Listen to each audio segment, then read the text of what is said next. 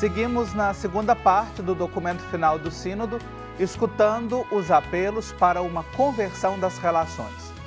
As relações se estabelecem no exercício ministerial, primeiramente pela força do batismo, depois nos ministérios específicos conferidos a alguns membros do povo de Deus.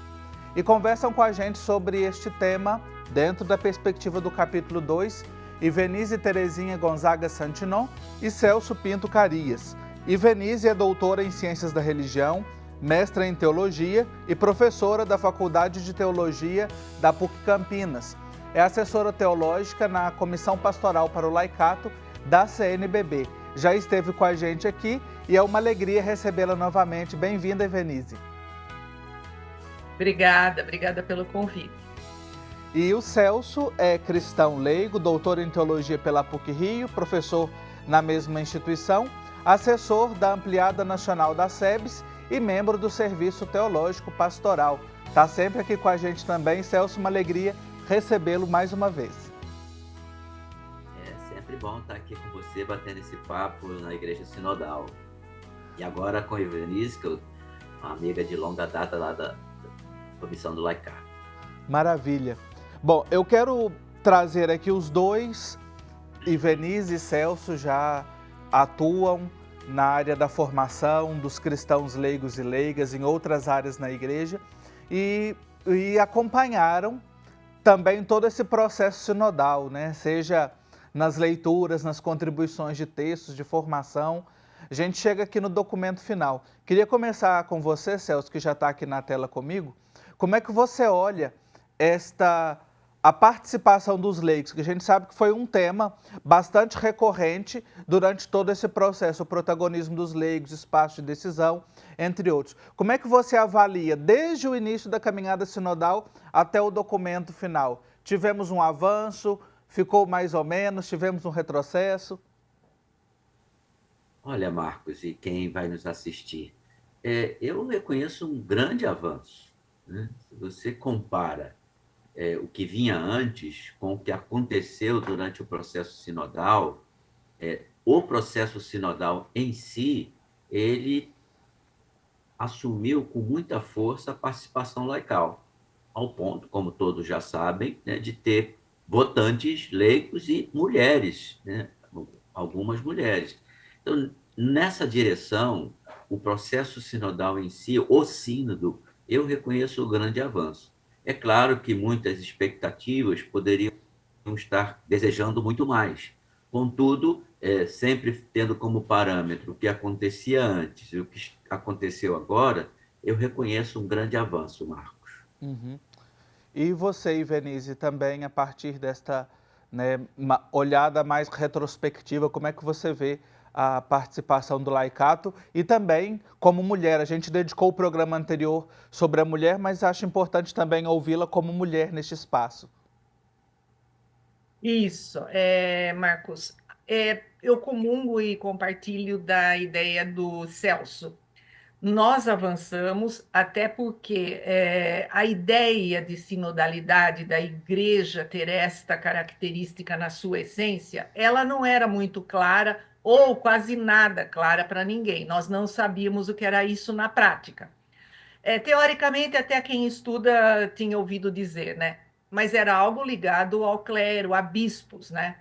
Então, acho que essa perspectiva ela vem ganhando um espaço que é na discussão. Mas na questão das expectativas, a sinodalidade ainda deixa a desejar. Por quê? Porque quando nós somos convocados para a Assembleia Eclesial, lá no início do sínodo, nós temos um cenário de igreja que está caminhando e que nos dá esperanças de uma igreja configurada num novo desenho, vamos dizer assim.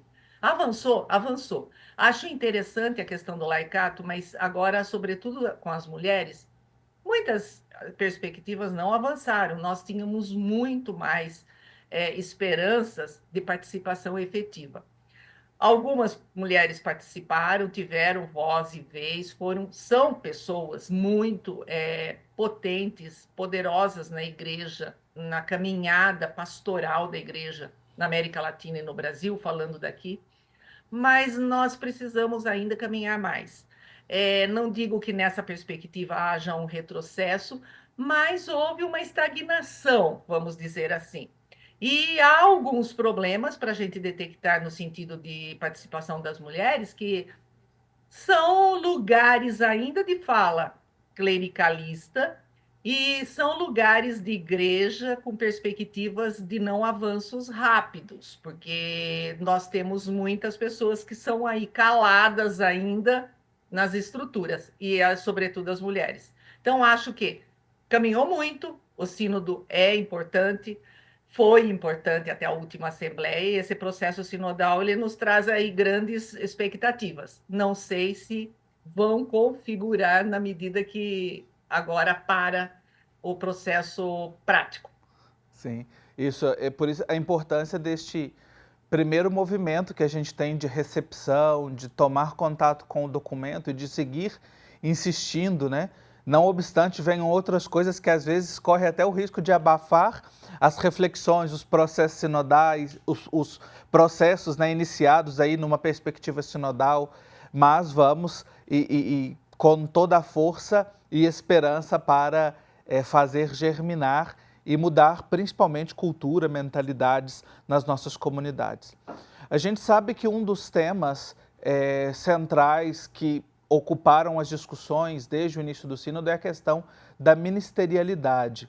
E aí eu quero trazer o Celso aqui para a conversa, porque eu encontrei uma frase aqui no parágrafo 66 para a gente comentar, Celso, que diz que nem todos os carismas devem ser configurados como ministérios. Nem todos os batizados devem ser ministros e nem todos os ministérios devem ser instituídos. Como é que a gente pode pensar isso nessa perspectiva da missão da igreja, que é de todos os batizados, mas que deve ser uma igreja toda ministerial? Marcos, para mim, essa é uma questão muito tranquila, que de fato o documento está correto, né? Tem uma frase de um teólogo não muito conhecido, mas que estudou bastante a dimensão ministerial da igreja, que é o padre Medoro, tá? Que é aqui do estado do Rio. Ele diz assim: na igreja tudo é serviço, tudo, mas nem tudo é ministério. Né? Mas nem tudo é ministério. Então, nessa direção, se a gente coloca como prioridade o serviço, a gente já resolve metade dos nossos problemas, né? Quer dizer, a dimensão do serviço é que une todo mundo, da senhora, do senhor, que pode ser aquela pessoa que vai varrer o chão da igreja, ao Papa, todos estão a serviço. Contudo, dentro desse processo de serviço, há de se reconhecer pessoas, homens e mulheres, que se dedicam mais exclusivamente a um tipo de serviço que precisa de reconhecimento ministerial, né? E aí, aqui precisa, sim, alargar bastante essa compreensão, tá? Porque, ao longo dos últimos séculos, se a gente bota de Trento, do Concílio de Trento para cá, tá? O ministério ordenado concentrou praticamente todos os ministérios, né? E foi o Vaticano II que começou a retomar uma teologia que tem todo o fundamento da necessidade de uma igreja toda ela ministerial. E aí há de se colocar como um projeto dentro desse processo sinodal, né? O sínodo está a caminho ainda, digamos assim, ele está caminhando, né? A sinodalidade é uma dimensão constitutiva da igreja e nessa direção há de se reconhecer ainda muitos outros ministérios e o ministério ordenado o presbítero ficar com aquilo que é o núcleo da sua missão.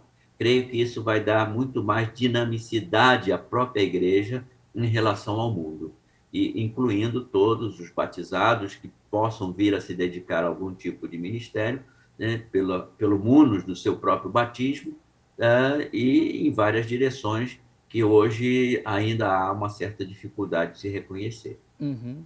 E como é que nós podemos, Celso, favorecer, talvez, principalmente aproveitar agora este espaço, uma vez que o assunto volta, né, à tona, nas nossas comunidades, para abrir esse espaço, favorecer essa consciência e a prática ministerial? Marcos, tem um amigo meu que é agnóstico, né, que ele tem uma frase que não é nada agnóstica. Ele diz assim, ó, se o Espírito Santo existe, eu não sei, mas que ele age, ele Ele age. age. Né? Então, assim, nós estamos vivendo um momento de crise profunda que atinge a igreja, inclusive. Mas quando o Papa decide não fazer uma exortação final, eu confesso que esperava essa exortação, mas depois pensei melhor, falei, ele abre a possibilidade de a gente manter vivo o tema. Essa que é a grande questão. Há resistência a isso, há de se perceber e se colocar dentro dessa dimensão. Agora, por outro lado, né, nós temos uma tarefa ainda a cumprir, e todos nós aqui, o programa Igreja Sinodal, o Serviço Teológico Pastoral, as instituições de um modo geral, acadêmicas e paróquias e comunidades, todos aqueles e aquelas que estão convencidos de que a sinodalidade é constitutiva e não é nenhum fundamento frágil, muito pelo contrário, é muito bem fundamentado, devemos não deixar... Eu plagiei uma frase de Dom Helder, com muita modéstia, que é assim, não deixa a sinodalidade cair. Dom Helder dizia, não deixa a então, não deixar a sinodalidade cair é manter vivo todos esses temas que o sínodo trouxe, né? E aí nós teremos um processo talvez um pouco mais longo pela frente, mas vivo e animado. É uma bela inspiração, e com essa inspiração de não deixar a sinodalidade cair, a gente vai fazer um rápido intervalo e já já nós continuamos essa conversa com a Ivenise Santinon e com o Celso Carias. Até já.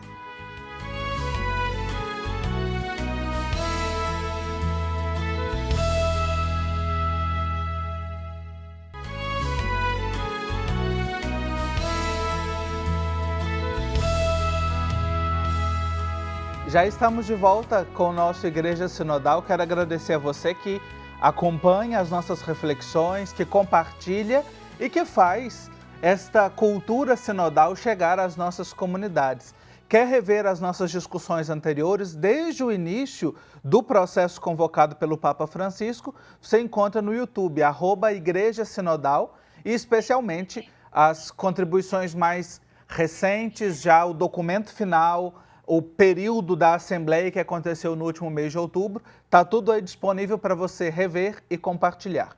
Hoje está conversando com a gente o teólogo Celso Pinto Carias e também a teóloga Ivenise Santinon, cientista da religião, teóloga, que nos ajudam a olhar para esse capítulo 2, para alguns elementos da segunda parte que fala sobre a conversão das relações. Nós terminamos o bloco anterior, Ivenise, escutando o Celso nos falar um pouco da ministerialidade, e eu queria trazer aqui um ponto que me chamou a atenção nesta parte, que fala sobre a participação dos leigos e leigas nos processos de discernimento eclesial. Tem um parágrafo, que é o parágrafo 77, que traz assim alguns pontos de como podemos agir concretamente para favorecer esta participação. Já partimos do pressuposto que os leigos e leigas são a maioria nas nossas comunidades. E agora, como favorecer, por exemplo, que haja a ampla participação nos processos e em todas as fases do processo, como diz aqui, elaboração e tomadas de decisão, quando muitas vezes o que a gente vê é apenas a participação, digamos assim, no comunicado das decisões e não nas tomadas de decisões? Isso, ótima pergunta. Obrigada, Marcos. Essa questão da elaboração e da tomada de decisão, uma perspectiva, é uma característica que vem sendo semeada, vamos dizer, nos documentos, desde a Aparecida, em 2007, que quando fala do laicato, e especificamente é colocado lá no texto a questão da decisão e das mulheres, fala exatamente que nós não temos decisão e que isso não acontece e que precisa mudar isso. Ou seja, está falando da ministerialidade. Eu sempre cito a Elizabeth Schussler Fiorenza, uma teóloga norte-americana, e ela fala que é um discipulado de iguais, mas que não acontece com igualdade na igreja, em função de que é uma desigualdade a tomada de decisão. Então, o instrumento Labores também fala isso. Uma das características mais importantes é assim: se estamos retomando a característica do Vaticano II, a sinodalidade é povo de Deus, todos os ministérios, leigos, leigas, ordenados ou não. Então, nós não estamos colocando aí na tomada de decisão a questão da ministerialidade, mas é de povo de Deus. E nós, mulheres, ainda estamos fora dessa tomada de decisão. Ou seja, é hierarcológica a dimensão da ministerialidade, é uma hierarquia que toma decisão e nos comunica, sim, como você mesmo falou. E nas convergências, você cita aí, além do número 77, as convergências do instrumento do Labores, fala, peraí, precisa ter uma inclusão maior, porque nós somos excluídas, e isso está no documento, tá? A sinodalidade tem como objetivo trazer essa ampla discussão, buscar discernimento sobre as tomadas de decisão também, mas com relação às mulheres, nós não vimos avanço, porque ainda somos convidadas e convocadas até, poderíamos dizer, mas é simplesmente a última, que é a decisão, nós não temos a tomada de decisão. Embora em algumas situações tenha no convite, na convocatória, falado assim, o que você acha? Mas não é isso, sabe? A tomada de decisão da canetada lá tem uma distância maior na ministerialidade, que é exatamente oficializar, legitimar, institucionalizar as estruturas. E isso nós não temos voz e vez. Eu não gosto muito de entrar até no mérito da questão, que é do sacramento, que na Instrumento Labores vai falar na questão da ordenação das mulheres. Se vocês pegarem no número 6, lá tem que algumas teólogas consideram, outras não consideram muito, mas, ao contrário, precisamos conceder na prática as estruturas legitimadas às mulheres.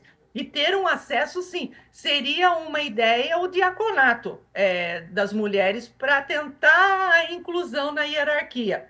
Porque na prática, desde as origens acontece, não há algo bíblico que desfavoreça essa ideia, estaria legitimada essa convocação. Mas a dificuldade eu vejo que é tamanha, que é tão complicada, que há assim, uma falta de acolhida pelo clero, mas também por muitos leigos e leigas quanto a essa decisão. Uhum. Ou seja, o clericalismo é tão instalado que, para se tornar uma legitimação na tomada de decisão, uma obrigatoriedade, essa sinodalidade está num processo de muitas brechas para serem encaminhadas, e isso demanda um tempo, é muito difícil. Ou seja, o sínodo dos bispos, eu acho que, falar dos bispos, eles tinham já essa ideia, passou para a sinodalidade atual, e ainda bem, eu acho que foi uma boa não sair documento final, sabe? Porque senão era mais um para estar legitimada alguma coisa contrária a nós mulheres, sabe? Sim. Porque não avançou nada no último e nós ficamos aquém das decisões. Estamos aquém das discussões efetivamente que ocorrem sobre sinodalidade. Então, o processo é muito bom, abriu brechas, nós estamos aqui conversando, e que bom falar sobre isso e poder discutir essa perspectiva, mas aquilo de 2007, da Conferência de Aparecida no Brasil, ainda não foi legitimado e nós não pudemos alçar outros voos. Uhum. Importante reflexão que a Evenise nos traz e para que a gente vá tomando consciência também aí e pensando nas comunidades como esse espaço privilegiado para a vivência, a prática da sinodalidade como espaço de construção do reino de Deus no aqui e no agora da nossa história. Celso, a partir do que a Evenise trazia para a gente, né, e aí bastante forte a reflexão sobre a questão das mulheres, ainda nesse parágrafo 77, fala-se sobre a expressão que aparece na tradução portuguesa, um acesso mais alargado dos leigos e leigas em funções ou em espaços de responsabilidade, nos seminários, instituições de teologia, até mesmo na função de juízes de processos canônicos, né? Algo que a gente também já vem conversando ao longo do tempo aí, como implementar isso agora, uma vez que às vezes tem uma presença tímida, mas às vezes está um padre ou um bispo como responsável. Marcos, para mim essa é uma questão central, tá? Central. Mesmo, e aí eu vou fazer uma menção aqui ao Código Canônico, porque, embora a gente tenha que formular, encaminhar, estruturar a rede, digamos assim, de comunidades, como você falou na sua fala agora, sem necessitar de uma lei que legitime, mas, por outro lado, se a gente não tiver a lei, a gente muitas vezes é barrado. Então, o que acontece? O Código de Direito Canônico vigente, ele já legitima, ainda de uma maneira não tão contundente, a participação laical. Mas, mesmo assim, o que a gente vê até hoje? Tá? Então, me parece que, essa é uma modesta opinião, digamos assim, que vai ser necessário uma mudança. Há um grupo, inclusive, de trabalho pós-sinodal só sobre esse tema, tá? Uma mudança canônica para legitimar a participação laical nas estruturas eclesiais.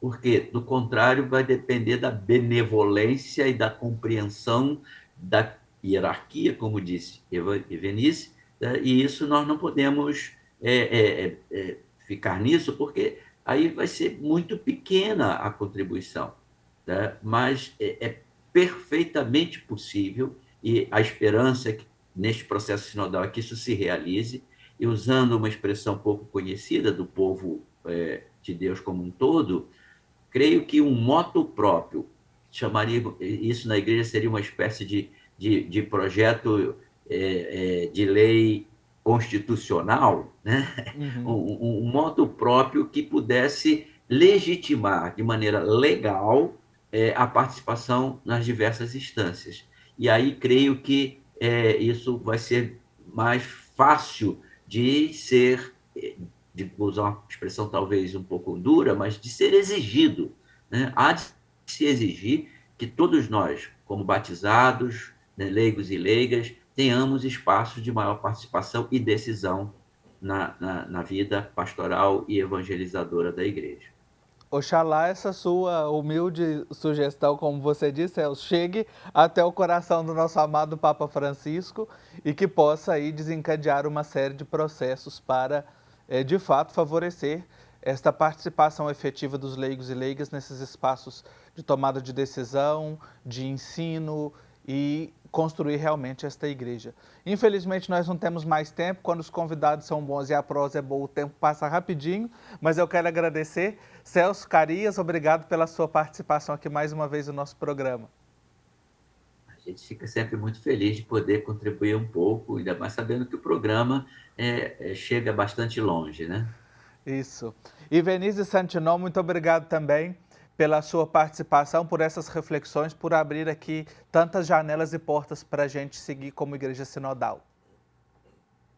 Muito obrigada. Eu que agradeço imensamente o convite e fico sempre à disposição. Acho excelente essa divulgação da nossa missão da Igreja em prol do Reino e de um discipulado de iguais. Obrigada pelo convite.